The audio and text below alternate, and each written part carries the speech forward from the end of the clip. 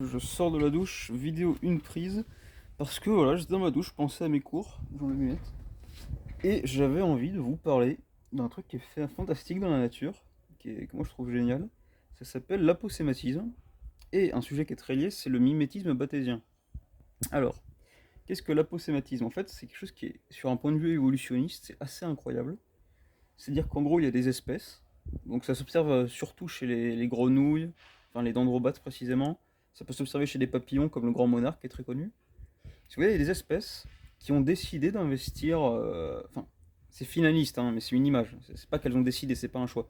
Mais il y a des espèces qui ont décidé de tout miser sur le fait de pouvoir être choisies comme proie parce qu'elles sont visibles.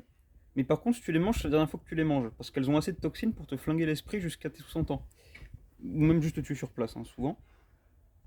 Et en gros, alors, c'est encore débattu. Est-ce que la couleur apparaît avant la toxicité? Selon toute vraisemblance, la toxicité apparaît avant, et ensuite le signal, donc ce qu'on appelle l'aposématisme, le fait d'adopter un phénotype qui montre que tu es dangereux, devra apparaître après. Voilà, c'est logique. D'abord, ta grenouille est toxique, et une fois qu'elle est toxique, les individus qui rendent évident qu'ils sont toxiques se font moins chasser. Jusque-là, c'est assez basique. Mais dans ce système-là, il y a des opportunistes. Parce qu'il y a des bestioles qui sont pas toxiques. Parce qu'elles n'ont pas ce qu'il faut, elles ont pas un métabolisme pour générer des toxines ou les assimiler à partir de leur diète. Donc ce qu'elles se disent, enfin c'est encore finaliste, ça ne marche pas comme ça, mais, vous m'avez compris, c'est tiens, et si je faisais semblant d'être toxique, en l'étant pas, comme ça on me laisse tranquille. C'est ce qu'on appelle le mimétisme bathésien, du coup, c'est toujours les dendrobates et les papillons qui sont très friands de ça.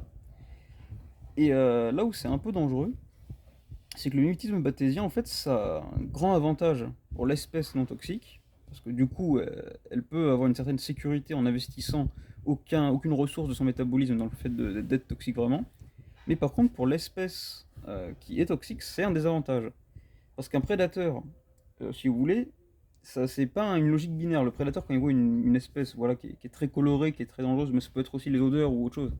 S'il voit une espèce qui est très visible, qui se montre beaucoup, il va pas se dire ah oula, danger.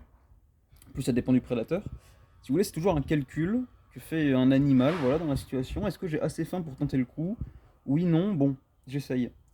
Et si un prédateur, voilà, affamé vraiment au bout de sa vie, il se dit bon, bah tant pis, je vais bouffer l'espèce de grenouille là, arc-en-ciel, et c'est pas grave si au pire je lui du cul là pendant 3 semaines parce que j'ai eu des phosphorescents, tant pis. Elle va bouffer une bestiole qui ne présente aucun danger. Et il va se dire, bah, en fait, cette bestiole, voilà, elle porte du rouge et du noir, là, elle a l'air dangereuse comme une coccinelle, mais en fait, non. En fait, il n'y a rien, les mecs. C'est bon. On peut les bouffer à l'infini. Et du coup, bah, il va bouffer une autre espèce toxique. Et il va crever. Mais le problème, c'est que c'est un désavantage pour l'espèce toxique. Parce que du coup, elle se fait chasser. Parce que des prédateurs pourront apprendre que ça vaut le coup de les chasser. Alors, un autre point aussi qui est assez intéressant. Alors, là encore, c'est débattu. J'ai lu un article qui allait dans ce sens-là, mais qui disait qu'il faudrait plus de données. En gros, il y a des dendrobates qui sont toxiques du cul, mais pas létaux. C'est-à-dire que voilà, ils vous filent juste une énorme chiasse et une migraine immense pendant une semaine, et après ça va. Et en gros, bah, c'était une projection qui avait été faite, donc voilà, je vais pas prétendre la comprendre, hein. Les systèmes de projection avec des variables qui choisissent comme ils veulent, avec des modèles, j'ai pas les connaissances pour les comprendre. Mais selon leur modèle, une espèce qui n'est pas létale, mais qui met quand même un sacré coup quand tu la bouffes, finalement, peut mieux, comment dire, enfin, sera moins choisie par les espèces prédatrices, aussi paradoxal que ça puisse être, même si elle n'est pas létale.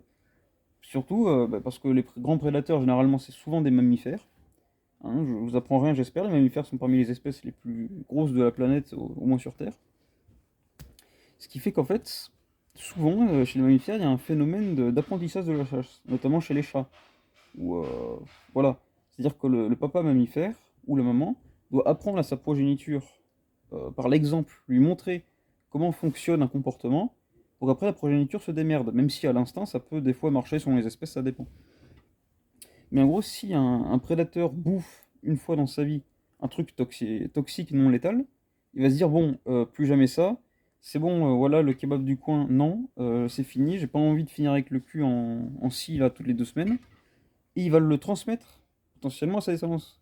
C'est-à-dire que sa descendance, en voyant son parent chasser, va se dire ah tiens c'est marrant, Ma maman, elle esquive toutes les bestioles là qui sont multicolores. Voilà. C'était juste ça. Intéressez-vous à l'apostématisme, au mimétisme, c'est fascinant. Et c'est vrai qu'il y a aussi il y a plusieurs types de mimétisme, hein. Généralement, le plus chiant, en vrai, c'est le mimétisme, je crois que c'est le mullérien, où le but c'est juste de pas se faire voir, hein. Je deviens une feuille, là, comme les insectes font, et puis personne ne me voit.